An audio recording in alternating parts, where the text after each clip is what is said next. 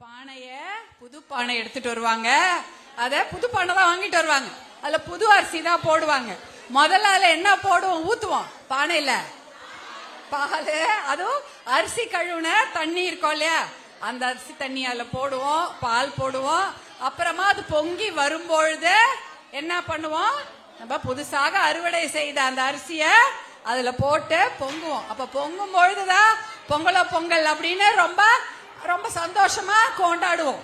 இப்படிதான் நம்ம பொங்கல் செய்யறாங்க. என்னாச்சு? உட்காருங்கம்மா, உட்காருங்க, எல்லாரும் உட்காருங்க. மேடையில கொஞ்சம் இடம் உட்காருங்க, எல்லாம் நல்லதுதான்.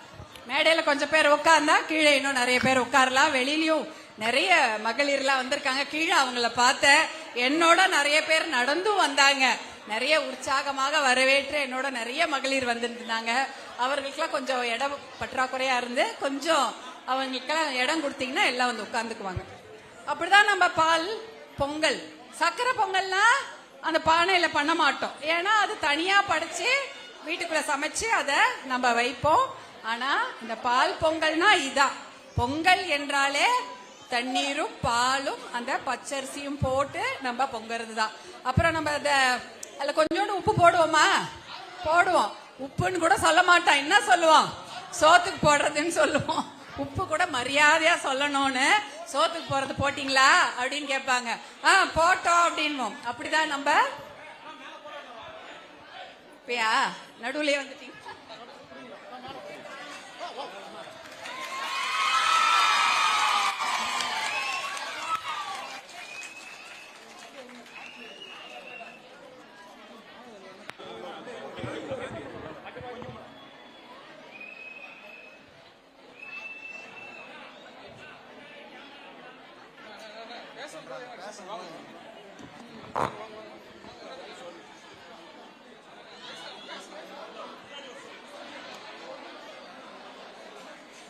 அப்படிதான் நம்ம பொங்கல் வைப்போம். மாட்டு பொங்கலும் எல்லாரும் முன்னாடி எல்லாம் டிராக்டர்லாம் இருக்கும், மாட்டு வண்டி இருக்கும். மாட்டு பொங்கலுக்கு எல்லாம் மாடுக்கெல்லாம் வர்ணம் அடிச்சு பலூன் கட்டி அதை குளிப்பாட்டி அந்த மந்தவெளின்னு சொல்லுவாங்க, அங்க கூட்டிட்டு போயிட்டு ஓடெல்லாம் வைப்பாங்க. இப்ப நம்ம வீட்டுல எல்லாம் பால் கறக்கிறதுக்கு அந்த கறவை மாடுகள் இருக்கிறது. அவற்றை தான் நம்ம வச்சு நம்ம பொங்கல் கொண்டாடி கொண்டு இருக்கின்றோம். ரொம்ப அருமையாக இருக்கும் எனக்கெல்லாம். அப்பெல்லாம் நீங்க எல்லாம் நான் பார்த்த எல்லாம் மஞ்சள் கலர் புடவையில வந்திருக்கீங்க. நிறைய பேர் பொங்கல் போது பொங்கல் கொண்டாடி விட்டு சிவப்பு கலர் புடவையோட நிறைய கோயிலுக்கு போனீங்களா? கோயில் தானே எல்லாரும் போனீங்க. நிறைய பேரை பார்த்தேன். சிவப்பு கலர், அதாவது அந்த நிற புடவை, சிவப்பு வண்ண ஆடை உடுத்தி கொண்டு நிறைய பேர் விரதம் இருந்து கோவில்களுக்கு போனாங்க. மேல்மருவத்தூர் ஆதிபராசக்தி கோயில் போனீங்களா? தைப்பூசம் வந்தது இல்ல, தைப்பூசம் அடுத்த வாரம் தை அமாவாசை. தை அமாவாசைக்கு எல்லாரும் மேல்மலையனூர்ல அங்காள பரமேஸ்வரி அம்மாவை பார்த்துட்டு வந்தீங்களா? ஆமா, நிறைய பேர் போயிருப்போம். ஏன்னா நம்ம தை அமாவாசை என்றால் அந்த மாதிரி நிறைய பழக்கங்கள். கோயிலுக்கு போறது பெண்களுக்கு ரொம்ப ரொம்ப பிடிச்ச ஒண்ணு. நமக்கு மனசு அழுத்தமா இருக்கும்போது எங்க போவோம்? நம்ம வீட்டுல இருக்கிற ஆம்பளைங்களாம் எங்க போவாங்க? டாஸ்மாக் போயிடுவாங்க. எங்க போறாங்க? ஆண் மக்களுக்கு அவங்களுக்கு மன அழுத்தம், பாரம், கஷ்டமா இருந்ததுன்னா எங்க போவாங்க? கடைக்கு போயிடுவாங்க, சாராய கடைக்கு. ஆனா மகளிர் அப்படி கிடையாது. கோவிலுக்கு தான் போவோம். எவ்வளவு கஷ்டமா இருந்தாலும் சரி, எவ்வளவு மனசு பாரமா இருந்தாலும் சரி, கோவில்ல போய் சாமி கும்பிட்டா நமக்கு அது சரியாயிடும்னு ஒரு ஆசை, ஒரு நம்பிக்கை. கண்டிப்பா அது நடக்கும் இல்லையா? நமக்கு ஒரு மன திருப்தி வரும். போய் சாமி கிட்ட போயிட்டு ஒரு விளக்கு போடுவோம் இல்லையா? நெய் விளக்கு போடுவோம், இல்ல எண்ணெய் விளக்கு போடுவோம். ஏதோ ஒண்ணு பண்ணிட்டு நம்ம மன குறைகளை அந்த அம்மாவிடம் சொல்லிட்டு வந்தா மன பாரம் தீர்ந்த மாதிரி இருக்கும். அதுக்காக தான் நம்ம கோயிலுக்கு போறோம். அதுவும் நிறைய பேரு இப்ப மேல்மருவத்தூர் ஆதிபராசக்தி, அங்காள பரமேஸ்வரி, மேல்மலையனூர் அம்மா எல்லாம் பார்த்துட்டு வரோம். அப்படி பெண் தெய்வங்கள் வழிபாடு என்பது தமிழ்நாட்டுல ரொம்ப அதிகம் இல்லையா? எல்லா ஊர்லயும் திரௌபதி அம்மா கோவில் இருக்கும். இப்ப கூட ஒரு பாட்டு பாடிட்டு இருந்தாங்க, திரௌபதி அம்மா வாவா என்ற ஒரு அருமையான பாடல். அந்த பாடலை நீங்க கேட்டிருப்பீங்க. அதே போல எல்லா கிராமத்திலயும் திரௌபதி அம்மன் கோவில் இருக்கும். எல்லாம் சாமி கும்பிட்டுட்டு வருவாங்க. அதே போல பொன்னி அம்மன், கங்கை அம்மன், எல்லா அம்மன் கோவில் தான். தமிழ்நாடை பொறுத்தவரை என்னன்னா சக்தி வழிபாடு, பெண் தெய்வங்களின் வழிபாடு ரொம்ப அதிகம். நிறைய கோவில்கள் அம்மனுக்காகவே நம்ம ஊர்ல நிறைய கோவில் இருக்கும். பெண் தெய்வங்களுக்கு அத்தனை மரியாதையும் அத்தனை ஒரு உயர்ந்த இடத்தையும் தமிழ்நாட்டுல கொடுத்திருக்கிறோம். ஆனா பெண்களுக்கு அந்த அளவுக்கு மரியாதை இருக்கிறதா? அது இருக்கா அப்படின்னு கேட்டா கொஞ்சம் யோசிச்சுதான் பதில் சொல்லணும் இல்லையாமா? பெண்களுக்கு அந்த அளவுக்கு மரியாதை இருக்கிறதா அப்படின்னா என்ன கொஞ்சம் எல்லாம் சிரிக்கிறீங்க. என்னமோ என்ன எப்படிமா சொல்றது, எப்படி நம்மளே ஒத்துக்கிறது அப்படின்ற மாதிரி சிரிக்கிறாங்க என்னோட சிஸ்டர்ஸ், எங்க கசின், என்னுடைய உடன் பிறவாத என்னுடைய சகோதரிகள் சிரிக்கிறாங்க. ஏன்னா நான் இந்த பொங்கல் 3 நாள் வந்துச்சுல, 5 நாட்கள் விடுமுறை, கிட்டத்தட்ட புதன், வியாழன், வெள்ளி, சனி, ஞாயிறு, அந்த 5 நாட்களும் 5 நாட்களும் பாத்தீங்கன்னா நம்மளுடைய ஆண் மக்கள் சாராய கடையில போயிட்டு 850 கோடி ரூபாய் குடிச்சிருக்காங்க. சாராய கடையில போய் 850, சரி டக்குன்னு கொஞ்ச நேரத்துல என்ன உட்காருங்க, 850 கோடி ரூபாய்க்கு சாராயம் குடித்திருக்கிறார்களாம். எது 5 நாள்ல, அதுவும் 2 நாள். எது பெரும் பொங்கல், மாட்டு பொங்கல் அன்னைக்கு 518 கோடி தமிழ்நாடு முழுக்க குடிச்சிருக்கிறாங்க. நான் கேக்குறேன், 3000 ரூபாய் வந்ததா? பொங்கல் பரிசு வந்ததா? எல்லாரும் ரேஷன் கடையில எல்லாருக்கும் கொடுத்தாங்களா? எங்க போச்சு? உங்ககிட்ட இருக்குதா? ஒயின் ஷாப்புக்கே போச்சு. அவங்க கொடுத்ததை விட அதிகமாக ஒயின் ஷாப்புக்கு.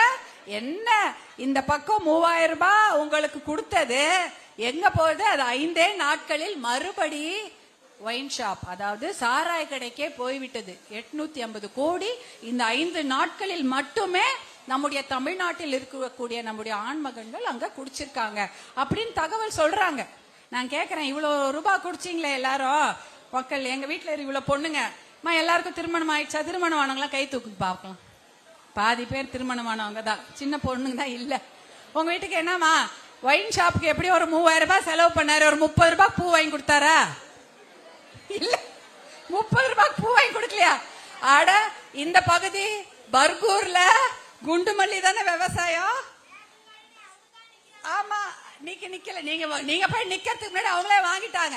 அந்த குண்டுமல்லி விவசாயம் தான் இங்க அதிகமா. போச்சம்பள்ளி பர்கூர் பகுதியில தோட்டத்துல போய் அந்த குண்டுமல்லியை பறிச்சு கொண்டு வந்து கூட அவங்க யாருக்கும் கொடுக்கல, அவங்க கொடுக்கவே இல்லையா? ஒரு பூ வாங்கி. ஆனா 850 கோடி ரூபாயை மதுக்கடையில கொடுத்த என்னுடைய அன்பு சகோதரர்களா இருக்கிறீங்களே, ஒரு 10 ரூபாய்க்கு பூ வாங்கி என் அக்கா தங்கச்சி இருக்கிறாங்களே கொடுத்தீங்களா வீட்டுல அப்படின்னு கேட்டா இல்லன்னு தான் சொல்லுவாங்க போல இருக்கு. என்ன இது? அவங்களுக்குலாம் ஒரு வேண்டுகோள், வீட்டுல இருக்கிற மனைவிகளுக்கு ஏதாவது இதுதான் கேட்கற, எதமா எதிர்பார்க்கிறோம்? ஒரு முழம் பூ தானே, ஒரு பூ வாங்கினது கொடுத்தா சந்தோஷம், வேற ஒண்ணும் கிடையாது. பெரிய பட்டு புடவை அப்படிலாம் கூட கேட்கல, பட்டு புடவை கேட்போம் தான், ஆனா வாங்கி கொடுக்கலனாலும் ஒரு பூ வாங்கி கொடுத்தா சந்தோஷமா இருக்கும். அத கூட வாங்கி கொடுக்கல, எல்லாத்தையும் கொண்டு போய் டாஸ்மாக் கடையில வச்சு குடிச்சிருக்கிறாங்க. கஷ்டமா இருக்கு இல்லம்மா? மனசு கஷ்டம் தானே, ஏன் இந்த மாதிரி பண்றாங்க அப்படின்ட்டு. இங்க 5000 ஹெக்டேர் வெறும் மல்லிப்பூ தான் விவசாயம், மலர் விவசாயம். இந்த பகுதியினால கிருஷ்ணகிரி, பர்கூர், போச்சம்பள்ளி, இந்த மாதிரி ஊத்தங்கரை எல்லாமே மலர் விவசாயம். எல்லாருமே மலர் விவசாயம்னா பூ தானே, பூவை தான் நம்ம விளைவிச்சு கொடுக்கிறோம். அந்த காலத்துல கிருஷ்ணகிரியோடைய பூ இருக்கு இல்லையா, அந்த பூ ரோஜாக்கு அவ்வளோ மதிப்பு, வேல்யூ இருக்குமா. இப்ப பாத்தீங்கன்னா இன்றைக்கு கூட மலேசியால இருக்கக்கூடிய பத்துமலை முருகன், பெரிய ஒரு உலக புகழ் பெற்ற ஒரு முருகன் கோவில் மலேசியால இருக்கு. பத்துமலை, அதான் பத்துமலை பத்து கேவ்ஸ் சொல்லுவாங்க. அந்த முருகன் கோயிலுக்கு இங்க இருந்துதான் வாரம் ரோஜா பூ போதான். இந்த பகுதியில இருந்து ரோஜா விளைவித்து அங்க போய் அந்த மாலையை தான் அவருக்கு போடுறாங்களா. அப்ப எவ்வளவு பெரிய விஷயம் இது. இந்த மாவட்டத்துல ரோஜாக்களும் மல்லிப்பூக்களும் அப்படி ஒரு மலர் விவசாயம் பூத்து குலுங்கி இந்த பூமியில, அது விவசாயத்துக்கு ஏத்த மாதிரி இங்க ஏதாவது மலர் சேமிப்பு கிடங்கு இருக்கா? கிடையாது. இருக்குதாமா? கோடவுன் இருக்கா? பூவெல்லாம் பத்திரமா அங்க வச்சு வெளிநாட்டுக்கு ஏற்றுமதி செய்யக்கூடிய அளவுக்கு இங்க ஏதாவது கிடங்குகள் இருக்கிறதா? கிடையாது. அன்னைக்கே நீங்க வித்தாதான் உண்டு, இல்லனா அத பாதுகாக்கிறதுக்கு கிடையாது. ஆனா மற்ற ஊர்கள் இப்ப நீங்க பாத்தீங்கன்னா எல்லா நாடுகள்லயும் சரி, இப்ப பிப்ரவரி 14 நான் என்னுடைய குட்டி என் பொண்ணுங்க இருக்குங்க, ஒரு 10 பொண்ணுங்க உட்கார்ந்து இருக்கிறீங்க. பிப்ரவரி 14 என்னமா? வேலண்டைன்ஸ் டே. காதலர் தினம். காதலர் தினத்துக்கு எது தெரியுமா அதிகமா விற்பனையாகும்? ரோஜா. ரோஜா பூக்கள். நீங்க அழகா சிரிச்சிட்டு இருக்கிறீங்க. உங்களை மாதிரி அழகாக இருக்கக்கூடிய அந்த ரோஜா பூக்கள் தான் விற்பனை ஆகும். அதுவும் வெளிநாடு, அமெரிக்காவா இருக்கட்டும், லண்டனா இருக்கட்டும், ஸ்வீடனா இருக்கட்டும், நார்வேவா இருக்கட்டும், எல்லா பிரான்ஸ், பாரிஸ், எல்லா ஊர்லயும் கொத்து கொத்தாக ரோஜா பூக்கள் தான் விற்பனை ஆகும். சாக்லேட் அடுத்தது. ஆனா அந்த ரோஜா பூக்களுக்கு அவ்வளவு டிமாண்ட், அவ்வளவு மதிப்பு. எங்க எந்த நாட்டுல ரோஜா விளைவிச்சாலோ அதை வாங்கிட்டு வருவாங்களாம். டாலர் கணக்குல அதை செலவு பண்ணி கொண்டு வந்து அந்த ஊர்ல வச்சிருப்பாங்களா. ஏன்னா அந்த ஊர்ல எல்லாம் விவசாயம் இருக்கும், இருந்தாலும் நம்ம ஊர்ல இருக்கிற அளவுக்கு இருக்காது. இங்க பர்கூர்ல மட்டும் 5000 ஹெக்டேர் பூ மட்டுமே நம்ம விவசாயம் பண்றோம். அத மாதிரி நம்ம இந்தியா முழுக்க பாருங்க, தமிழ்நாடு முழுக்க எங்க பார்த்தாலும் மலர் விவசாயம். ஆனா இன்னைக்கு அந்த பூவை கொண்டு போய் நம்மளால வெளிநாட்டுல வித்திருக்கலாம். வித்தா நமக்கு நல்ல நல்ல வருமானம் இல்லையா? மலர் விவசாயம் தான் இத்தனை மகளிரும் செய்யறோம். அப்படி இருக்கும் பொழுது இதை வெளிநாடுகளில் கொண்டு போய் விற்றால் அத்தனை நல்ல அவர்களுக்கு வணிகம் நல்லா இருந்திருக்கும். இங்க நம்மளுடைய பெண்கள் வாழ்க்கை நல்லா இருந்திருக்கும். அவங்க கையில ஒரு 10 காசு இருந்தா நல்லா இருக்குமா இல்லையா? உங்க பீரோல காசு இருந்தா, உங்க பீரோல பூ வித்து ஒரு காசு வச்சிருப்பீங்க. எதுக்கு வச்சிருப்பீங்க? ஒண்ணு பசங்க படிப்பு, இல்லையா வீடு கட்டணும், இல்லையா பொண்ணுக்கோ பிள்ளைக்கோ கல்யாணம் பண்ணணும். இதுக்காக தானே வச்சிருப்போம். வேற எதுக்கு வச்சிருக்க போறோம்? இந்த காசு இருக்கும். ஆனா இதற்கு ஏற்றாற் போல் இங்க எதுவுமே பண்ணல. இவ்வளோ பெரிய விவசாயம், மலர் விவசாயம், ரோஜாவா இருக்கட்டும், குண்டு மல்லியா இருக்கட்டும், அவ்வளோ ஹெக்டேர் கணக்கு இங்க பூக்குது. அதை சேமித்து வைக்கக்கூடிய கோடவுன், கிடங்கு, குளிர்பதன கிடங்கு எதுவுமே கிடையாது. இந்த பகுதி தான் பூவுக்கே பெரிய ராஜாவா இருக்கக்கூடிய பகுதி. இங்க ஒரு தோட்டக்கலை பல்கலைக்கழகம் கிடையாது. இதுதான் இன்றைக்கு இந்த நிலைமை. இதுதான் இப்படி வச்சிருக்காங்க. ஏன் இப்படி வச்சிருக்காங்க? இந்த மக்கள் முன்னேறக்கூடாது அப்படின்னு நினைக்கிறாங்களா? என்ன பண்ணணும்? நீங்க கேட்கறது பூவெல்லாம் பாதுகாத்து வைக்கக்கூடிய ஒரு கடைக்கு கேட்டா உங்களுக்கு என்ன கொடுக்குறாங்க? பாட்டில் பாதுகாத்து வைக்கிற மாதிரி டாஸ்மாக் கடை தான் கொடுத்து வச்சிருக்காங்க. எங்க அப்பத்தாலும் அதான் திறந்து வச்சிருக்காங்க. அடுத்தது பாத்தீங்கன்னா தென்னை விவசாயம். இங்க அரசம்பட்டி தென்னை, அந்த கண்ணா இருக்கட்டும், அந்த தென்னையா இருக்கட்டும், அதுதான் உலக புகழ் பெற்றது. ஜிஐ, அதாவது அது வந்து புவிசார் குறியீடுன்னு ஒண்ணு சொல்லுவாங்க. அதாவது அதுக்கு ஒரு ஸ்பெஷல் அந்தஸ்து, ஒரு சிறப்பு அந்தஸ்து இருக்கு இந்த அரசம்பட்டி தென்னைக்கு. அதுக்கு வந்து புவிசார் குறியீடு கொடுத்திருக்கிறாங்க, நம்பர் கொடுத்திருக்கிறாங்க. காஞ்சிபுரம் பட்டுக்கு இருக்குது. காஞ்சிபுரத்துல பட்டு பண்றோம்ல, அதுக்கு ஒரு குறியீடு இருக்கு. அதே போல ஈரோடு மஞ்சள், அதுக்கு ஒரு குறியீடு இருக்கு. அதே போல அரசம்பட்டி தென்னை, அதுக்கு குறியீடு இருக்கு. ஆனா அதை வளர்ப்பதற்கு எந்த ஒரு விஷயமே செய்யல. தென்னை ஆராய்ச்சி நிலையம் இங்க வைக்கணும்னு எவ்வளவு நாளா கேட்டிருக்காங்க, அதுவும் பண்ணலையா. தென்னை விவசாயம் எவ்வளவு தெரியுமா? 20000 ஹெக்டேர். எங்க நம்ம இந்த மாவட்டத்துல மட்டும் 20000 ஹெக்டேர் தென்னை விவசாயம். ஆனா தென்னை விவசாயத்தை ஊக்குவிக்கும்படி ஒண்ணுமே இந்த அரசாங்கம் செய்யவே இல்லை. அடுத்தது மாம்பழம். மாம்பழம் இந்த பகுதி தானே ஃபேமஸ் இல்லையா? என்னமே அப்ப ஒருங்கிணைந்த சேலம், அப்ப கிருஷ்ணகிரி, தர்மபுரி, சேலம் எல்லாம் சேர்ந்து சேலத்து மாம்பழம்னு சொல்றாங்க. ஒருங்கிணைந்த சேலம் மாவட்டம், அதுல கிருஷ்ணகிரியும் வரும். ஆனா மாம்பழம் விளைவிக்கிறதுல முதலாக இருக்கக்கூடிய மாவட்டம் எதுனா கிருஷ்ணகிரி, அடுத்தது தர்மபுரி, அப்புறமா தான் சேலம் வரும். ஆனா பேர் வந்து சேலத்து மாம்பழம்னு சொல்றோம். அவ்வளவு பெரிய ஒரு மாம்பழ விவசாயத்தை கொடுக்கக்கூடிய இந்த பூமி, மாம்பழத்துக்கு இங்க உங்களால விலை நிர்ணயம் பண்ண முடியுமா? முடியாது. நீ ஒரு கடைக்கு போறீங்க, எல்லாரும் கடைக்கு போறோமா இல்லையா? ரொம்ப பிடிக்கும்ல கடைக்கு போய் ஏதாவது வாங்கணும். காய் வாங்குறோமோ, இல்ல ஒரு துணி வாங்குறோம், ஒரு சட்டை வாங்குறோம், ஒரு புக்கு வாங்குறோம், ஒரு பேனா வாங்குறோம், கடைக்கு போறோம். கடைக்கு போனோடனே அந்த புடவை எடுத்து பாக்குறீங்க, இல்ல ஒரு பேனாவோ புக்கு எடுத்து பாக்குறீங்க. அந்த புடவையோட விலைய நீங்க சொல்வீங்களா? கடைக்காரர் சொல்லுவாரா? கடைக்காரர் தானே சொல்லுவாரு.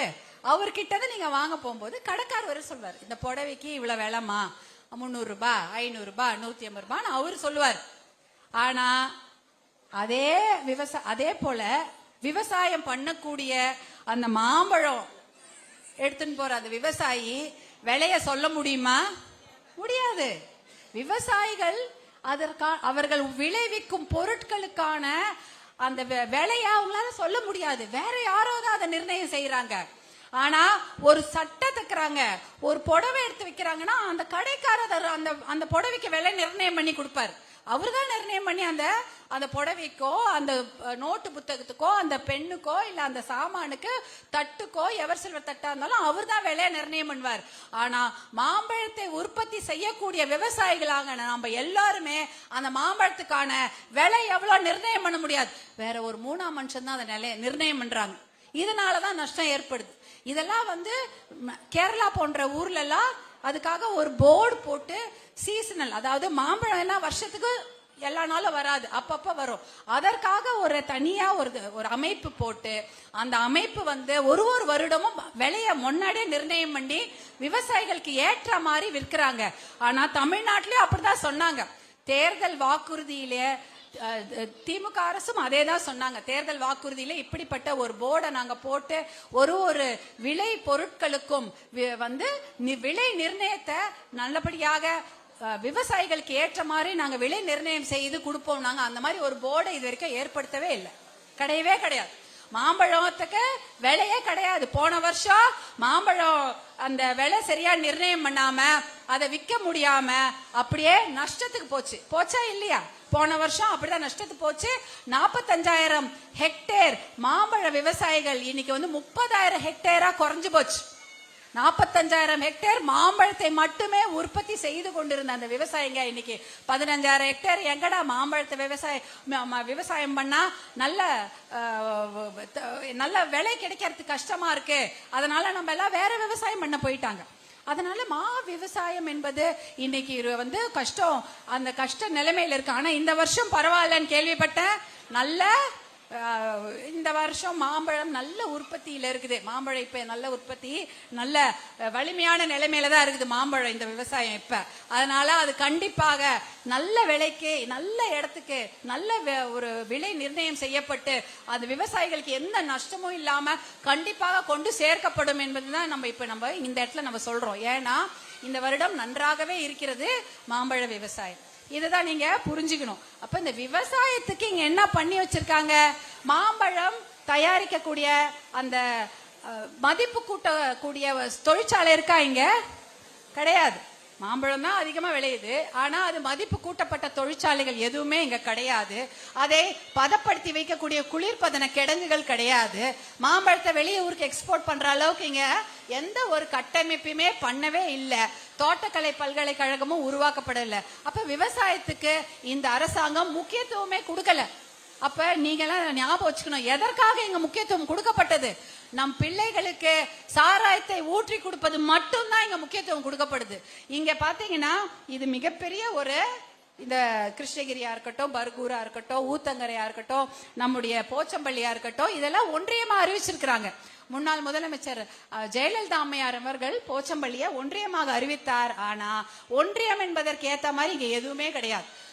ஒரு நல்ல இடம்னா எப்படி இருக்கணும்? ரோடு வசதி இருக்கணும், சாலை வசதி இருக்க வேண்டும். சாலை வசதி எல்லா ஊருக்கும் இருக்கா?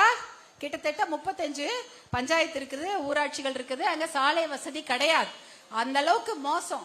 கூட்டு குடிநீர் திட்டம்னு சொல்றாங்க. ஒகேனக்கல் கூட்டு குடிநீர் திட்டம் எத்தனை கிராமத்துல இருக்குது? இல்ல நல்ல முழுமையா பயன்படுதா? நல்ல தண்ணி கிடைக்குதா? கிடையவே கிடையாது. எல்லாமே நல்ல தண்ணியே கிடையாது. இத்தனைக்கும் ஒகேனக்கல் கூட்டு குடிநீர் திட்டத்தை செயல்படுத்த வேண்டும் என்று பாட்டாளி மக்கள் கட்சி தான் வருட கணக்காக போராட்டம் செய்து அந்த திட்டத்தை கொண்டு வந்தது. இல்லைன்னா அந்த திட்டத்தை கொடுத்திருக்கவே மாட்டாங்க. ஒகேனக்கல் கூட்டு குடிநீர் திட்டம் அதை கூட இன்னைக்கு ஏதோ ஒரு ஏனோ தானோன்னு பல ஊர்கள்ல பண்ணி வச்சிருக்காங்க. அதனால நல்ல தண்ணி கிடையாது, நல்ல சாலை வசதி கிடையாது. பேருந்து எல்லாருக்கும் வருதாமா? பேருந்துன்னா ஒண்ணு வரும், அதுவும் காலைல போயிடும். சாயங்காலம் அப்புறம் எப்படி போவாங்க திருப்பி ஊருக்கு? காலையில ஒரு பேருந்து வருது, அது ஏறி வெளியில வந்துட்டா மறுபடியும் சாயங்காலம் ஊருக்கு எப்படி போவோம்? இன்னொரு பேருந்து விட்டா தானே போக முடியும். அந்த மாதிரி பேருந்து வசதி கிடையாது. கல்லூரிகள் இருக்கா? நீங்களே எங்கம்மா படிச்சீங்க? எங்க படிச்சீங்க? ஊத்தங்கரையில படித்தீர்கள். ஆனா இங்க 1000 பிள்ளைகள் இந்த பகுதியிலிருந்து போய் சேலத்திலயோ தர்மபுரியிலயோ இல்லைன்னா பெங்களூர்லயோ படிக்கிறாங்க. ஏன்னா கல்லூரிகள் கிடையாது. பெண்கள் படிக்கக்கூடிய அளவுக்கோ ஆண்கள் படிக்கக்கூடிய அளவுக்கோ இங்க அரசு கலை கல்லூரிகள் கிடையாது. அதையெல்லாம் தான் கொண்டு வந்திருக்கணும். நீங்க என்ன பண்ணிட்டாங்க? இது ஒரு ஊராட்சி, இது ஒரு ஒன்றியம் அப்படின்னு பேரை கொடுத்தாங்களே தவிர அதற்கான எந்த ஒரு வசதியும் இந்த ஊருக்கு செய்தே கொடுக்கல. செஞ்சு கொடுத்திருந்தா இங்க மருத்துவமனை இருந்திருக்கும், மருத்துவத்துக்கு எங்க போனோம்? வேற ஏதாவது ஒரு பெரிய பிரச்சனைனா நம்ம ஊர்லயே ஒரு டாக்டர் இருப்பாங்க. ஆனா பெரிய உடம்பு வியாதி வருதா எங்க போறாங்க எல்லாரும்? இப்ப சேலம் தான் போகணும். வேற சேலம் இல்லைன்னா தர்மபுரி.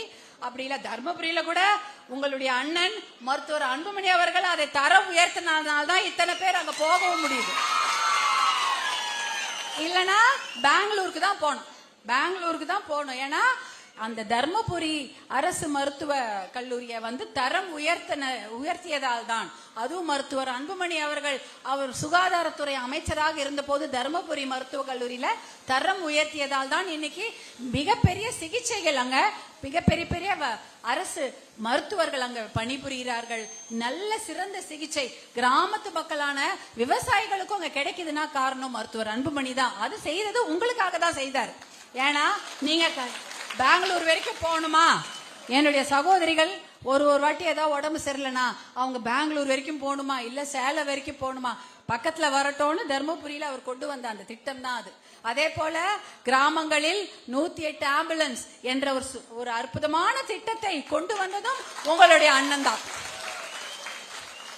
கிராமத்துல ஒரு கிராமத்துக்கு போன் பண்ணா வருது. நீங்க போன் பண்ணா வேற ஏதாவது வண்டி வருமா? முன்னாடி எல்லாம் வண்டி வந்துச்சா? கிடையாது.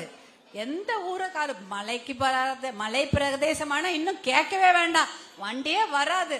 அப்படியே அங்கேயே கஷ்டப்பட்டு பிரசவ வலியா இருந்தாலும் சரி, அடிபட்டாலும் சரி, அப்படியே அங்கேயே மங்கி கிடக்க வேண்டியதுதான். யாராவது நம்மள வண்டி எடுத்துட்டு மலைப்பகுதியில இருந்து இறக்கி கொண்டு மருத்துவமனையில சேர்க்கணும். இல்ல கிராமத்துல இருந்தா ஏதாவது வண்டி எடுத்துட்டு வருவாங்க. நமக்கு தெரிஞ்ச பக்கத்து வீட்லயோ இல்ல நம்மளுடைய கூட பிறந்த அண்ணனோ தம்பியோ ஏதாவது ஒரு போன் பண்ணா வண்டி எடுத்துட்டு வருவாங்க. அந்த வண்டியில எல்லாம் பிரசவ வலியோடு மகளிர்கள்லாம் பிரயாணம் பண்ணிதான் அவ்வளோ அவங்க உயிர் பழைப்பாங்களா?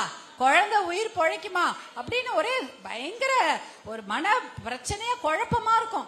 இதையெல்லாம் மீறிதான் எத்தனையோ மகளிர் பிரசவித்திருக்கிறார்கள், நல்ல குழந்தைகளை பெற்றெடுத்திருக்கிறார்கள். இவ்வளவும் பண்ணது இதையெல்லாம் மனதில் வைத்துதான் மருத்துவர் அன்புமணி உங்களுடைய ஊரில் பிறந்த உங்களுடைய சகோதரன் என்ன பண்ணாரு? கண்டிப்பாக போன் பண்ணா அவங்களுக்கு எந்த நேரத்துக்கும் ஒரு வண்டி நிக்கணும் அவங்க வீட்டு வாசல்ல அப்படின்ற ஒரு திட்டத்தை 2005 கொண்டு வந்தார்கள். அதுதான் 108 ஆம்புலன்ஸ் திட்டம். இன்னைக்கு பிரச்சனையே இல்ல. ஒரு 108 போன் போட்டா ஒரு வண்டி வீட்டுக்கு நிக்குது. பிரசவத்துக்கும் வரும், இல்ல அடிபட்டாலும் வரும், வேற எந்த பிரச்சனைனாலும் அந்த வண்டி வரும். இதையெல்லாம் எதுக்கு கொண்டு வராங்க? நீங்க கேட்டு கொடுக்கணும்னு இல்ல, உங்களுக்கு என்ன தேவை என்பது அவருக்கு தெரிந்திருந்தது. மருத்துவர் அன்புமணி அவர்களுக்கு தெரிந்திருந்தது. அதனால தான் அந்த திட்டங்களை கொண்டு வந்தாங்க. நீங்க கேட்கவே இல்ல. யாரா கேட்டீங்களா? தெருக்கு தெரு ஒயின் ஷாப் தரங்க கேட்டீங்களா? கேட்கவே இல்ல. தெருக்கு சந்து கடை பொந்து கடை எல்லாம் வேண்டும் என்று மகளிராகிய நாம் கேட்டோமா? கேட்கவே இல்லை. நாம் கேட்டது என்ன? தரமான சாலை, தரமான கல்லூரி, தரமான மருத்துவ வசதி. ஒருத்தர் அடிபட்டு போனா அவங்களுக்கு இலவசமா மருத்துவம் செய்யணும். ஒருத்தருக்கு நல்ல பள்ளிக்கூடம் வேணும், பசங்க போய் நல்லா படிச்சுட்டு வரணும், அதுக்கு நல்ல கல்லூரி வேணும். இதை தானே கேட்டோம். ஒரு தோட்டக்கலை பல்கலைக்கழகம் வேணும், இல்ல இந்த மாம்பழத்தை சேமித்து வைக்க ஒரு அது குளிர்பதன கிடங்குகள் வேணும், இல்ல புது புது தொழிற்சாலைகள் வேண்டும் என்றெல்லாம் கேட்டிருந்தோம். ஆனா அதையெல்லாம் தருவதை விட்டு வெறும் குடிச்சு நம்ம வீட்டுல இருக்க ஆண் மக்கள் குடிச்சு வயிறு கெட்டு போய் என்ன வியாதியும் உங்களுக்கு வந்துருது. வருதா இல்லையா? சீக்கிரத்திலேயே என்ன பயமா இருக்கும். என்னைக்கு இவங்க ஆஸ்பத்திரியில போய் படுப்பாங்க, எப்படி நம்ம இதை பார்க்க போறோம், ரொம்ப பயமா இருக்கும். ஏன்னா அந்த அளவுக்கு தான் இதை பண்ணி வச்சிருக்காங்க. இன்னைக்கு நான் வர வழியில அததான் பாக்குறேன். காலையில 8:30-9 மணிக்கு ஒரு ரொம்ப நல்லா இருக்காரு பாக்குறதுக்கு. அவர் ஆர்டர் என்ன பண்றதுன்னு தெரியல, ஆசையா வராங்க. என்ன இது மாதிரி காலையில 8:30 மணிக்கே எங்க இருந்து காசு வருது? நீங்க தான் கொடுத்தீங்களா? நீங்க தான் கொடுத்துட்டீங்களா? உங்களோட சுருக்கு பையெல்லாம் திறந்து எல்லாரும் எங்க இருந்து வருது அந்த காசு என்பதுதான் தெரியவில்லை. நீங்க அவ்வளோ கஷ்டப்பட்டு உழைக்கிறீங்க. அது மாம்பழத்துக்கோ இல்ல குண்டு மல்லிக்கோ இல்ல தென்னைக்கோ அவ்வளோ காசு வருதான்னு தெரியல. ஆனா சாராய கடைக்கு மட்டும் 850 கோடி எங்க இருந்து தான் வருதுன்னு தெரியல. அத்தனையும் அங்கேயே போயிடுது. இதுக்குதான் உங்களுக்கு மாசம் 1000 ரூபாய் கொடுக்குறாங்க போல. நேரம் சாராய கடை காசு தான் அது. சாராய கடை காசு தான் அது. அதே போல 3000 ரூபாய் கொடுத்ததும் சாராய கடைக்கே போய்விட்டது. ஆனா இந்த பகுதியில பரவாயில்ல, தொழிற்சாலைகள் இருக்கிறதுன்னு கேள்விப்பட்டேன். எல்லாரும் எங்க தொழிற்சாலைகளை வேலை செய்யக்கூடிய இங்க ஓலா என்ற தொழிற்சாலையும் செய்றீங்களா? நல்லது. அதே போல ஷூ கம்பெனி போன்ற தொழிற்சாலைகள் இருப்பதாக சொன்னாங்க. அது ரொம்ப நல்ல விஷயம். அதாவது அதை கொண்டு உருவாக்க வேண்டும்.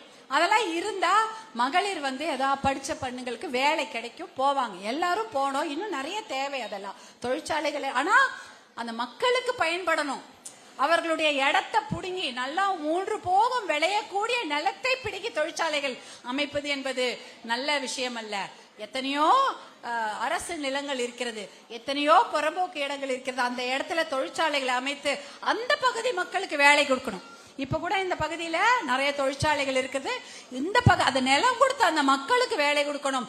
அந்த பகுதியில் இருக்கக்கூடிய இளைஞர்களுக்கும் படித்த இளம்பெண்களுக்கும் அங்க வேலை கொடுக்கணும். அதுதான் ஒரு நல்ல விஷயம். இங்க ஏகப்பட்ட இந்த கிரானைட் ஃபேக்டரி, கிரானைட் இருக்கு. 2500 கிட்ட கிரானைட் குவாரிகள் இருப்பதாக கேள்விப்பட்டோம். அந்த கிரானைட் குவாரிகள் எல்லாம் வனப்பகுதியில அமைத்து வெடி வச்சு அந்த வன விலங்குகள்லாம் அங்க எங்கேயோ எல்லா இடத்துக்கும் ஊருக்கெல்லாம் விடுகிறது என்ற நிறைய குறைகளை நிறைய பேர் சொல்லிட்டு இருந்தாங்க. ஆனா அதுல ஒரு புது விஷயம் இன்னொன்னு சொன்னாங்க. இந்த கிரானைட் இந்த கிரானைட் கொள்ளை மூலம் நிறைய முறைகேடுகள் நடப்பதா சொல்லிட்டு இருந்தாங்க. அதுல பாத்தீங்கன்னா வருமானம் மட்டும் 2000 கோடி 3000 கோடி வருதான். அவர்களுக்கு சுற்றுச்சூழலை அவங்க சீர்கெட்டு அதை அவங்க சுற்றுச்சூழல் மாசு ஏற்படுத்தியதற்காக அவங்களுக்கு 200 கோடி ரூபாய் ஃபைன் போட்டாங்களாம் ஒரு இடத்துல. இந்த பகுதி தான் 200 கோடி ரூபாய் ஃபைன். யாரு? கிரானைட் கொள்ளை செய்யக்கூடிய இல்ல கிரானைட் தொழிற்சாலைகள் நடத்தக்கூடிய எல்லாருக்கும் போட்டிருக்கிறாங்க. அதுக்கு அந்த 200 கோடி ஃபைனை கட்டுறதுக்கு எவ்வளவு தவணை கொடுத்திருக்காங்க தெரியுமா? 2 வருஷம். ஆனா ஒரு டிராக்டர் வாங்கினா எத்தனை தவணை கொடுக்கறாங்க இஎம்ஐ கட்டுறதுக்கு? இஎம்ஐனா என்ன? முதலுடன் கூடிய வட்டி. வெறும் மாசம் வட்டி மட்டும் இல்லாம முதலும் வாங்கின கடன், முதல் அந்த கடனையும் சேர்த்து வட்டியும் சேர்த்து அடைக்கணும். ஒரு விவசாயி தன்னுடைய விவசாயத்திற்காக வாங்கக்கூடிய டிராக்டரோ இல்ல விவசாயத்துக்காக வாங்கக்கூடிய இடுபொருட்களுக்காகவோ விவசாயத்துக்காக வாங்கக்கூடிய கடனுக்கு இந்த அளவுக்கெல்லாம் சலுகையே கிடையாது. 2000 கோடி சம்பாதிப்பவர்களுக்கு 200 கோடி ரூபாய் ஃபைன் கட்டுறதுக்கு 2 வருஷத்துக்கு நீங்க சலுகை கொடுத்திருக்கீங்க. ஆனா பாவம் அந்த ஏழை விவசாயி ஒரு டிராக்டர் வாங்கினா அந்த டிராக்டர் காசை கட்டுறதுக்குள்ள அவன் வீட்டுக்கு 10 ஆள் அனுப்பிடுறீங்க. அவங்கள புடிச்சு கேவலமா திட்டி ஒன்னே ஊரை விட்டே போற மாதிரி செஞ்சிடுறீங்க. இல்ல கடன் பிரச்சனையால் அந்த விவசாயி தற்கொலை செய்து கொள்வது போல எத்தனையோ நிகழ்வுகளை பார்த்துட்டோம். விவசாயிக்கு நம்ம இந்த தமிழ்நாட்டுக்கே போடுற அந்த விவசாயிக்கு அந்த சலுகை கிடையாது. ஆனா இந்த கனிம வள கொள்ளைன்னு சொல்ற மாதிரி கிரானைட் கொள்ளை செய்பவர்களுக்கு 2 வருஷம் சலுகை கொடுத்திருக்கீங்களே, இது என்ன நியாயம்? அது ரொம்ப தப்பு இல்லையா? விவசாயிகளுக்கு தான் அந்த சலுகை கொடுத்திருக்கணும். அப்ப விவசாயத்துக்கு என்ன மதிப்பு? எந்த ஒரு மதிப்புமே இங்க கிடையாது. அதனாலதான் சொல்றோம், நீங்கள் இந்த முறை நம்மளுடைய குழந்தைகள் பாதுகாப்பா இருக்கணும் இல்லையா? குடிக்கணுமா பசங்க? வீட்டுல இருக்க ஆண் மக்கள் தாத்தா குடிக்கிறாங்க, அப்பா குடிக்கிறாங்க, எல்லாம் நடக்குது. அதாவது கூட பிறந்த அண்ணன் தம்பிகளும் குடிப்பழக்கத்துக்கு அடிமையாயிட்டாங்க நிறைய வீட்டுல. அதே போல நிறைய வீட்டுல சின்ன பசங்க அவங்க கல்யாணம், இப்ப சின்ன பசங்க அந்த கல்யாணமான ஆண் மகன்கள் அவங்களும் குடிக்கிறாங்க. அவங்க கல்யாணமே ஆகாத கல்லூரி பசங்களும் குடிக்கிறாங்க.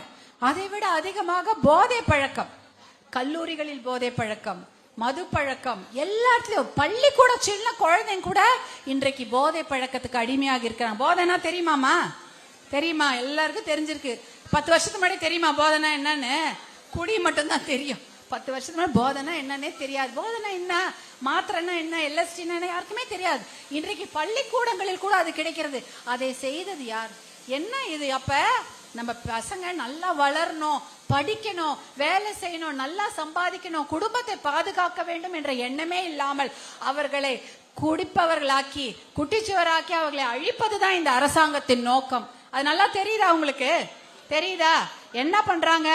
எலெக்ஷன் போது வருவாங்க, எதையாவது ஏமாத்தி ஏதாவது உங்ககிட்ட பால் அடிச்சு சத்தியம் வாங்குறது, வெத்தலையில சத்தியம் வாங்குறது, குடும்பத்து மேல சத்தியம் வாங்குறது, ஒரு 500 ரூபாய் கொடுத்தோம் 1000 ரூபாய் கொடுத்தோம் சத்தியம் வாங்கி ஓட்டு போட வைத்து கடைசியில 5 வருடம் நம் பிள்ளைகளுடைய வாழ்க்கையோடு விளையாடி கொண்டிருக்கிறார்கள். அதுதான் நடந்து கொண்டிருக்கிறது. இது நீங்க ஞாபகம் வச்சுங்க. இப்ப தேர்தல் வரப்போதா இல்லையா? அப்ப திருப்பி வருவாங்க. ஏற்கனவே தேர்தலுக்கு முன்னாச்சாரமாக தான் இந்த பொங்கல் பரிசு எல்லாம் கொடுத்துட்டாங்க. ஆனா நீங்க ஞாபகம் வச்சுங்க, நீங்கள் யோசிச்சு முடிவு எடுக்கணும். உங்க கையில தானே இருக்கு. உங்க பிள்ளைங்களோட தலையெழுத்து யார் கையில இருக்கு? உங்க கையில தான் இருக்கு, நம்ம கையில தான் இருக்கு. நல்ல அரசாங்கத்தை தான் நம்ம தேர்ந்தெடுக்க வேண்டும். நீங்க இதே மாதிரி அவங்க ஏமாத்துறாங்கன்னு சொல்லிட்டு எத்தனையோ சத்தியங்களை செய்தார்கள். நாங்க வந்தோடனே படிப்படியாக குடிக்கடைகளை மூடுவோம், யாருமே பண்ணாங்களா? புதுசா திறந்து விட்டுருக்காங்க. புதுசா எத்தனையோ கடையை திறந்து விட்டுட்டாங்க. புதுசா போதை பழக்கத்துக்கும் நம் இளம் பிள்ளைகளே அடிமையாக்கிட்டாங்க. அதனால அவர்களுக்கு இந்த முறை நீங்கள் வாக்களிக்கவே கூடாது. உங்களுடைய வாக்கெல்லாம் நீங்கள் எல்லாம் உங்க மனசுல உங்க அண்ணன் அன்புமணி பின்னால் தான் நீங்கள் நிற்க வேண்டும். அதுதான் உங்களுக்கு பாதுகாப்பு, பெண் குலத்திற்கு பாதுகாப்பு, அதே சமயம் விவசாயத்திற்கும் பாதுகாப்பு. வேற யாரும் உங்களை பாதுகாக்க போறதில்லை. ஏன்னா நீங்க உங்களுக்கு என்ன தேவையோ அதை செய்து கொடுப்பது மருத்துவர் அன்புமணி அவர்கள் தான். இப்ப கூட நேற்று கூட மிகப்பெரிய ஒரு கூட்டணி மேடை நிகழ்ச்சியெல்லாம் நடந்தது. எத்தனையோ விஷயங்களை மருத்துவர் அன்புமணி உங்களுக்காக சொல்லியிருந்தார், பார்த்திருப்பீங்கன்னு நினைக்கிறேன். இதெல்லாம் உங்களுடைய நலனுக்காக தான் செய்யறோம். ஏன்னா நம்ம குழந்தைங்க நல்லா இருக்கணும். நீங்க மனசு மாறி போய் ஐயோ இது மாதிரி பண்றாங்க, மிரட்டுறாங்க, இல்ல காசு கொடுக்கறாங்கன்னு மனசு மாறி போய் மறுபடி இந்த ஆட்சிக்கே நீங்கள் வாக்களித்தீர்கள் என்றால் திருப்பி நம்முடைய குழந்தைகளுடைய தலையெழுத்தை நீங்க தான் தப்பா எழுதுறீங்கன்னு அர்த்தம். இதை ஞாபகம் வைத்துக்கொண்டு நல்ல கூட்டணிக்கு தான் நீங்க வாக்களிக்கணும். அதுவும் மருத்துவர் அன்புமணி அவர்கள் பின்னால் சகோதரிகளாக நீங்கள் எல்லோரும் ஒற்றுமையாக இருக்க வேண்டும் என்று கேட்டுக்கிறேன். புரியுதாமா நான் சொன்னது? அதனால இதெல்லாம் ஞாபகம் வச்சுங்க. மது பழக்கம் இல்லாத ஒரு தமிழ்நாடு வேணும் இல்லையா? குடிப்பழக்கம் இல்லாத ஒரு தமிழக சமுதாயம் வேணும். போதை பழக்கம் இல்லாத குழந்தைகள் உள்ள ஒரு சமுதாயம் நமக்கு வேண்டும் என்றால் மருத்துவர் அன்புமணி பின்னால் சகோதரிகளாக நீங்கள் அனைவரும், தங்கச்சிங்க, அம்மாங்க, அக்காங்க, எல்லோரும் அவர் பின்னால் நீங்க நிற்க வேண்டும் என்று உங்களை எல்லாம் அன்போடு கேட்டுக்கொள்கிறேன். அது மட்டும் இல்ல, இது எலெக்ஷன் மட்டும் இல்ல, உள்ளாட்சி தேர்தல் வருமா? வரப்போதா? உள்ளாட்சியில யார் யாரெல்லாம் நிக்க போறீங்க? கை தூக்குங்க. வெரி குட், அருமை, சூப்பர். அதுதான் முடிவு பண்ணணும். ஏன் தெரியுமா? உங்கள் ஊருக்கு நீங்கள் நல்லது செய்ய வேண்டும் என்றால் உங்கள் கைகளிலும் உங்களுக்கு ஒரு சக்தி இருக்க வேண்டும். பெண்கள் நினைத்தால் முடியாது எதா இருக்காமா? நீங்க நினைச்சா எதை வேணாலும் மாத்தி எழுதலாம். நீங்க உங்க ஊர்ல வார்டு மெம்பர் ஆகணும்னா எவ்வளவு ஓட்டு தேவை தெரியுமா? ஒரு 500 ஓட்டு, இல்ல 200 ஓட்டு, 300 ஓட்டுனா வார்டு மெம்பர் ஆனா என்ன பண்ணலாம்?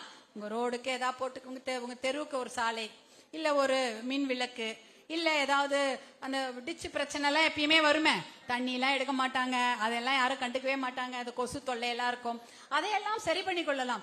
இதே போல ஒன்றிய கவுன்சிலர், வார்டு மெம்பர் மட்டுமில்ல, ஒன்றிய கவுன்சிலர், மாவட்ட கவுன்சிலர், மாவட்ட சேர்மன்லாம் எத்தனையோ மகளிர் இருக்கிறாங்க தமிழ்நாட்டுல. உங்களுக்கு எல்லாருக்கும் தெரியும் நினைக்கிறேன். 50% பேர் மகளிர் தான் இந்த மாதிரி உள்ளாட்சி தேர்தலில் நிற்க வேண்டும். அவங்களுக்கு தான் இடஒதுக்கீடு இருக்கு.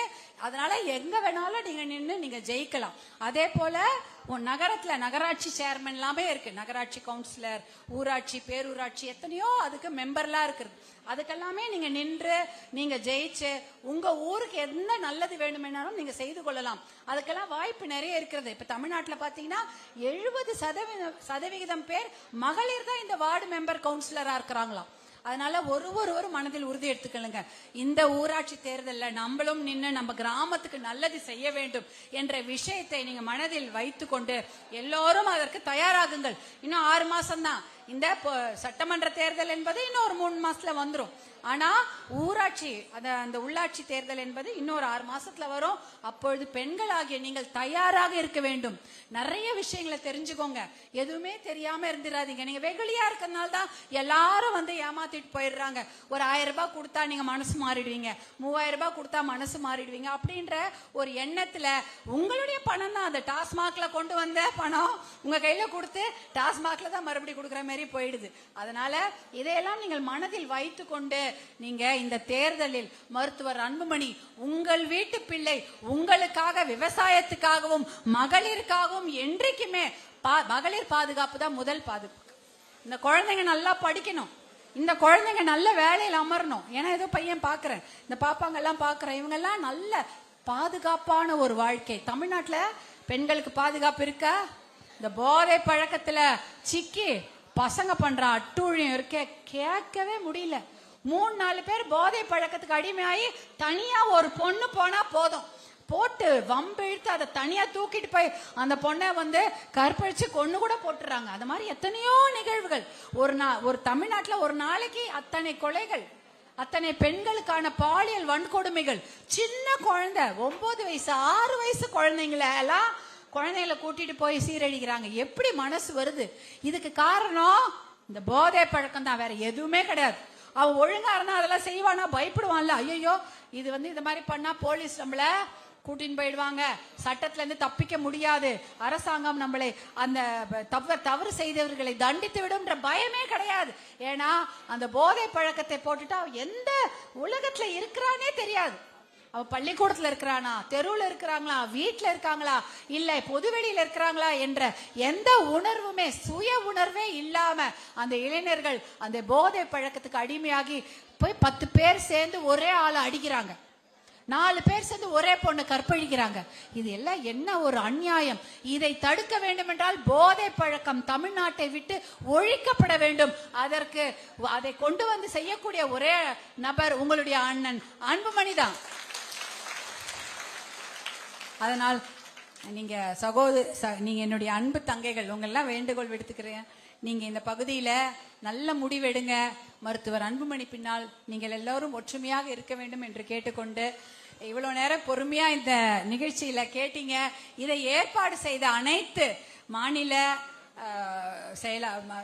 மாநில பொறுப்பாளர்கள், மாவட்ட பொறுப்பாளர்கள், மகளிர் பொறுப்பாளர்கள் எல்லாருக்கும் என்னுடைய அன்பார்ந்த நன்றிய வணக்கத்தை தெரிவிச்சு கொள்றேன். ஏன்னா உங்களை ஊர்ல இருந்து நீங்க எல்லாம் வந்திருக்கீங்க, பஸ் தான் வந்திருப்பீங்க. இன்னைக்கு இருந்தாலும் இன்னைக்கு ஞாயிற்றுக்கிழமை, வீட்டுல எல்லாம் உங்களுக்கு எவ்வளோ வேலை இருக்கும். இருந்தாலும் பரவாயில்ல, நம்ம அண்ணன் எல்லாம் கூப்பிட்டாங்க, நம்ம அக்கா எல்லாம் கூப்பிட்டாங்க, நம்ம அக்கா பேசுறாங்க, அக்காவை பார்த்துட்டு வருவோம் ஆசையா வந்தீங்க. நானும் உங்களை பார்க்கதான் ஆசையா வந்தேன். காலையிலேயே 5 மணிக்கெல்லாம் வண்டியில ஏறி உட்காந்துட்டு உங்களை பார்க்கதான் வந்தேன். வழி முழுக்க உங்களை எல்லாம் பார்த்து கொண்டு உங்களுடைய சிரிப்பை எல்லாம் பார்த்து சந்தோஷமா வந்தேன். உங்களுடைய அன்பை சந்தோஷமா வாங்கிட்டு வந்தேன். அதே அன்பை தான் உங்களுக்கு நான் திருப்பி கொடுக்கணும்னு நினைக்கிறேன், வேற எதுவுமே கிடையாது. அன்புமணி என்ற அந்த அன்பை தான் உங்ககிட்ட கொடுத்துருக்குறோம். அதனால நீங்க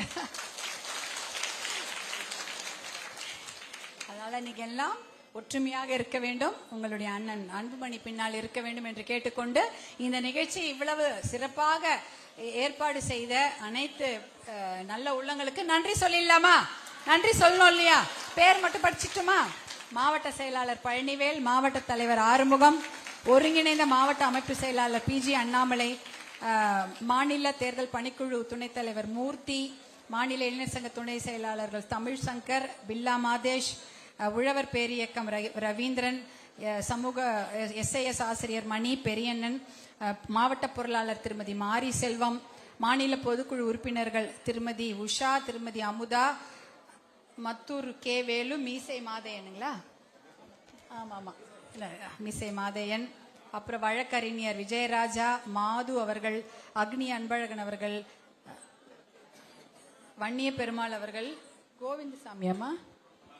கோவிந்தசாமி அவர்கள், பசுமை தாயக மாவட்ட தலைவர் AG மணி, கிருபாகரன், இளைஞர் சங்கம் மாவட்ட செயலாளர்கள் பழனிவேல், ஹரிதாஸ், உழவர் பேரியக்கம் வேடியப்பன், பன்னீர்செல்வம் அவர்கள், அமைப்பு குமரேசன் அவர்கள், மாநில துணைத் தலைவர் புல்லட் கணேசன் அவர்கள், பசுமை தாயகத்திலிருந்து எல்லாரும் நல்லா செஞ்சு கொடுத்தாங்க. பசுமை தாயகம் அனைத்து நல்ல உள்ளங்கள், ஒன்றிய செயலாளர், ஒன்றிய தலைவர்கள் பேரெல்லாம் படிச்சிடறேன். இவங்கெல்லாம் உங்க ஊருக்காரங்க, பேரை கேட்டுக்கோங்க. ராஜேந்திரன், இளவரசு, முனியப்பன், மணி, ஸ்ரீனிவாசன், சுரேஷ், கிருஷ்ணமூர்த்தி, மோகன், செல்வம், பெரியசாமி, ஷாமு, மாதேஷ், நடராஜன், பம்பாய் சுந்தர்ராஜன், மணிகண்டன், வேலன், சித்தார்த், சுதாகர், சதீஷ், அருள், வெள்ளியரசு, அண்ணாமலை, நாராயணன், ராஜசேகர், தவமணி, சுப்பிரமணி, குமார், சங்கர், பாஸ்கர், பிரபு, சக்தி முருகன், கரிகால சோழன், ராமகிருஷ்ணன், சிலம்பரசன். இவ்வளவு பேருமா? இவ்வளவு பேரு இவ்வளவு நல்ல நிகழ்ச்சிகளை கொடுத்திருக்கிறார்கள். அனைத்து நீங்க வந்தீங்க பாருங்க, அதான் சிறப்பு. இவ்வளவு நேரம் பொறுமையாக உட்கார்ந்து கேட்டீங்க பாருங்க, அது அதை விட அதிக சிறப்பு. எனக்கு உங்களெல்லாம் பார்த்ததில் மிகுந்த மகிழ்ச்சி, ரொம்ப சந்தோஷம். இதுக்கு மேல சொல்றதுக்கு வார்த்தைகளே இல்லை. அதனால நீங்க எல்லாம் பத்திரமா வண்டியெல்லாம் இருக்கும். நீங்க போய் வண்டியில ஏறுற வரைக்கும் வண்டி கிளம்பாது, பயப்படாதீங்க. வண்டி சாவியெல்லாம் மாவட்ட செயலாளர் வாங்கி வச்சுக்க சொல்லிட்டேன். நீங்க இல்லாம வண்டி எடுக்க மாட்டாங்க, பயப்படாதீங்க. பொறுமையாக சாப்பிட்டுட்டு மேடையில வந்து என்னோட நம்ம கிட்ட பேசிட்டுக்கே போலாம். ஓகேவா? சரியாமா? சந்தோஷமா உங்களை எல்லாம் பார்த்தது. பத்திரமா வீட்டுக்கு போங்க, சாப்பிட்டுட்டு போங்க. நன்றிம்மா, நன்றி.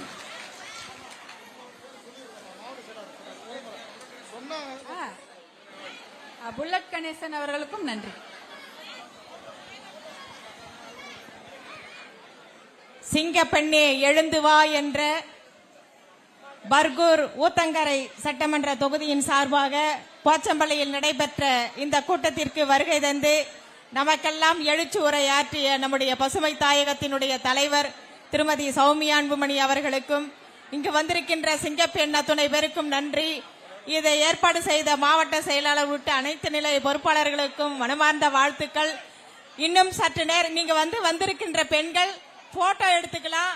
ஒரு பக்கமா வரணும். போட்டோ எடுத்துக்கிட்டு இந்த பக்கம் கீழே இறங்கி கையிலே கொடுத்துடுறாங்க போட்டோ.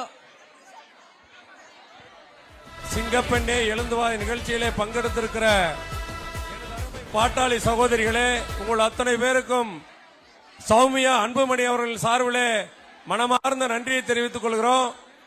இந்த நிகழ்ச்சியினுடைய ஏற்பாட்டிற்கு அயராது உழைத்த கட்சியினுடைய பர்கூர் ஊத்தங்கரை சட்டப்பேரவை தொகுதிக்குட்பட்ட கட்சியினுடைய ஒன்றிய செயலாளர்களே மற்றும் மாவட்ட இளைஞர் சங்கத்தினுடைய பொறுப்பாளர்களே, மாணவர் சங்கத்தினுடைய பொறுப்பாளர்களே, வன்னியர் சங்கத்தினுடைய பொறுப்பாளர்களே, உழவர் சங்கத்தினுடைய பொறுப்பாளர்களே மற்றும் மாநில